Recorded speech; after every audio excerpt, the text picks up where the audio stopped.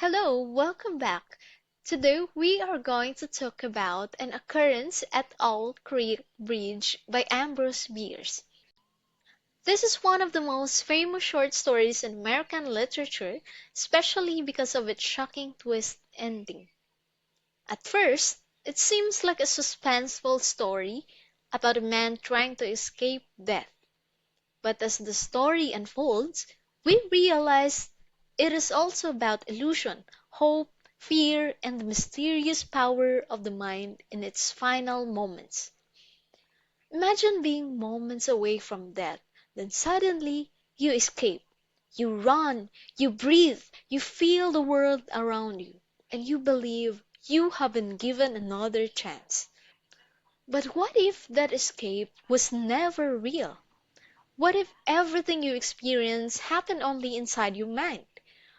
That is the haunting question behind this story. The main character is Peyton Farquhar. He is a Southern planter during the American Civil War. He is not a soldier, but he strongly supports the Confederate cause. Because of this, he becomes involved in a dangerous situation connected to the Owl Creek Bridge. Eventually, he is captured by Union soldiers and sentenced to death. This is where the story begins, with Farquhar standing on the bridge waiting for his execution. At the beginning of the story, Farquhar is standing on Owl Creek Bridge. His hands are tied, a rope is around his neck. Soldiers are watching. Everything feels tense, quiet, and final. Beers slows down the moment, making us notice every detail: the sound of water, the ticking of time, and Farquhar's desperate thoughts.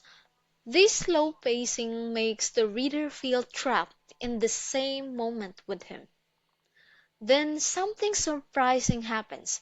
Farquhar falls from the bridge, the rope seems to break, and he escapes into the water.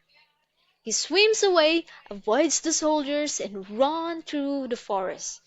For a while, it feels like he has survived. He thinks about returning home to his wife and living a peaceful life again. The story makes us believe in his escape, and that is what makes the ending so powerful. As Farquhar continues his journey, the world around him feels strangely intense. He notices tiny details with unusual clarity.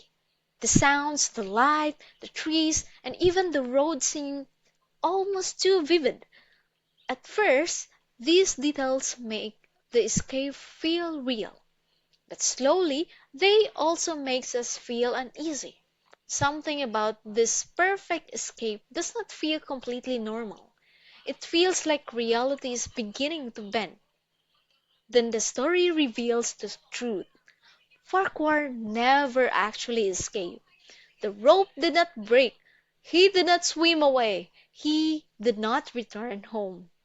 All of it happened inside his mind in the final seconds before his death.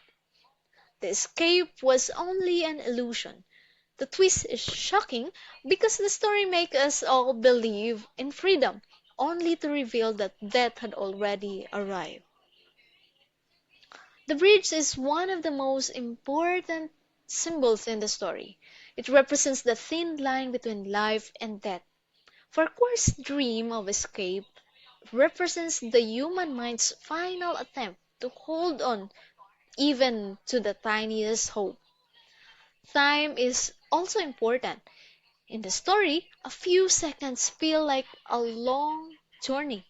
This shows how powerful the mind can be, especially when facing fear, death, and the desire to survive.